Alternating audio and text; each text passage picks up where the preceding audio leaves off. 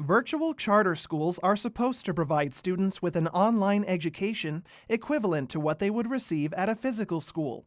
But recent findings presented to the Legislative Education Study Committee show that hasn't been the case in New Mexico.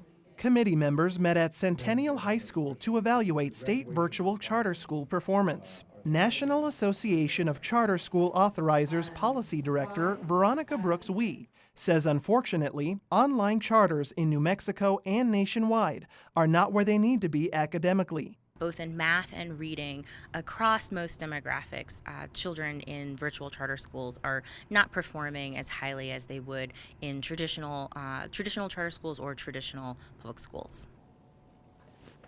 Full-time virtual charter school students have 180 fewer days of learning in math and 72 fewer days of learning in reading.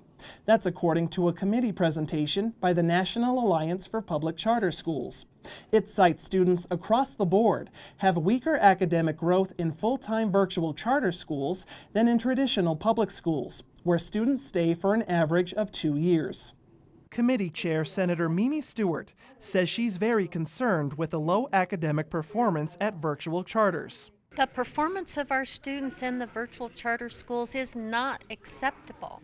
It's hundreds and hundreds of students that are not learning, and yet we're paying for that education. A joint report by the Legislative Education Study Committee and Legislative Finance Committee says virtual charter schools served more than 2,000 New Mexico students in fiscal year 2017. The state's 3 virtual charter schools that year paid $7.5 million, or half of their total funding, to 2 for-profit out-of-state companies. Stewart says that's unfair. You know, it's kind of like the public schools have been hoodwinked by this because they're mostly run by 2 major for-profit companies that have wormed their way into the public school funding formulas by opening up these virtual online charters. They haven't been around very long, and their track record is dismal in almost every state. Dismal.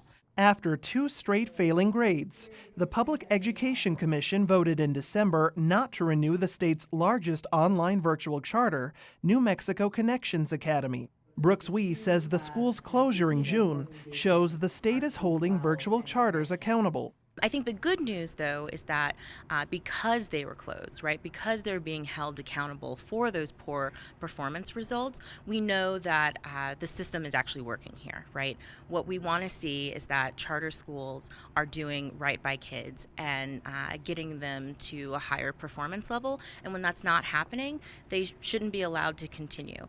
Despite their poor performance, Brooks-Wee says some students choose to learn online rather than in person for many reasons. She says for students who are ill, bullied, or athletes, taking classes online is a practical option. I think that the students who benefit the most from virtual charter school education are those who have someone in the home to really make sure that they're staying on progress. Highly motivated students with highly motivated and involved leaders, whether that be a parent or a guardian, those are the students that we see who do the best in virtual charter education. Democratic State Senator Bill Soules says he's concerned students who learn exclusively online are missing out not just on an education, but also other life experiences. That loses a lot of what our public schools truly are about, which is learning to get along with other people from different backgrounds and cultures. Many of the soft skills that you learn in school don't have to do with the actual academics of math and other places. And when we've got virtual schools that aren't giving the academics that are promised, and the students aren't getting the social emotional, those aren't schools we ought to continue to support. Education officials recommended to the board that states should only allow authorizers with statewide or regional chartering authority to oversee full-time charter schools and only enroll students from within their districts. They also recommended states should limit enrollment based on academic performance. Dr. Lisa Grover is Senior Director of State Policy and Advocacy at the National Alliance for Public Charter Schools. Grover says she'd like to see full-time virtual charters take more action to raise student performance. As school reform advocates, I believe it's incumbent upon us to learn what we can and make improvements and continue to move forward. Because at the end of the day, I've said this for years, this is not a bookstore. We're not selling books. We're not selling dresses. We are educating young people. And that is a privilege.